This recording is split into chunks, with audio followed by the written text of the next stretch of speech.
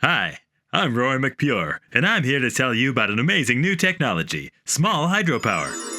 It turns out that if we build a whole lot of small dams, we can generate tons of free energy without harming the environment. Here's how it works. We build a small dam or weir across a river. Did I mention some small dams are 200 feet tall and nearly 1,000 feet across? Next, we divert your river into a pipe, sending the water through our turbines to generate power. Since there's no reservoir and the river keeps flowing right through our turbines, we call this a run-of-river project. Our dams really blend into the surrounding forest, and most little critters never even notice them. On some projects, our pipes can run for 10 miles or more, leaving nothing but a beautiful empty stream bed. Next, we cut down some trees, build a few roads, and string up some power lines.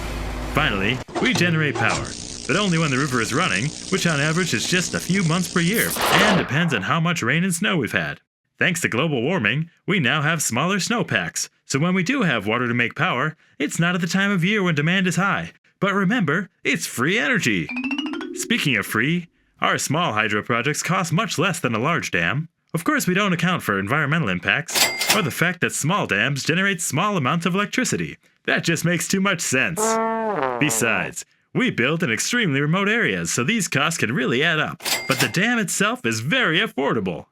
Well, all that money means more jobs, and when we build a dam, we bring lots of jobs to your area.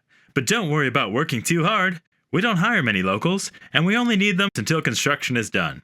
After that, we run small dams remotely, and only need a few maintenance workers who can service multiple dams.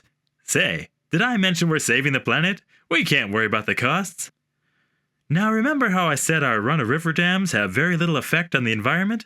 Well, that's true, but I should warn you that even small dams do have a big impact. They limit sediment transport, change water temperatures, affect water quality, limit fish migration, and drastically alter the ecosystem.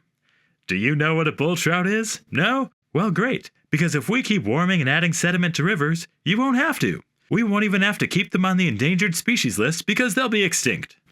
But seriously, folks, what does this mean to you? Well, if you aren't a fisherman, hunter, farmer, eater of food, drinker of water, or breather of air, no problem. Small hydro is clean and green technology is the wave of the future. Even though our new small hydro technology is the same old thing we've been doing for the past 200 years, maybe it'll work out better for us this time. It's certainly better than investing our money in real green technology like solar, wind, wave, or tidal generation. Those might actually be improvements on the current system, and growing those new industries right here in America would be silly. We should let the rest of the world innovate so we can get back to making the same mistake over and over.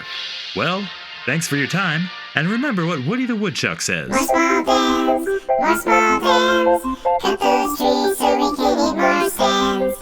Light up